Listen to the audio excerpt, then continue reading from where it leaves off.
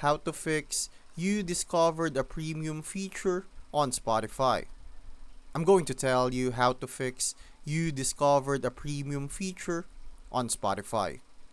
This message shows up when Spotify mistakenly blocks premium features like unlimited skips, on demand playback, or ad free listening, even if you're already subscribed. First, try logging out and logging back in a couple of times. This often forces your account to sync with Spotify's server. If that doesn't work, force close the app, then clear the cache in your phone settings or completely uninstall and reinstall Spotify. On desktop, you might need to delete cached files manually before reinstalling. After that, restart your device and check again.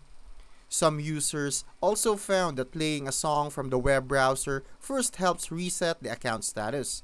So try opening Spotify in Chrome or Safari, play a track, then go back to your mobile or desktop app. If none of these works, make sure the app is updated to the latest version.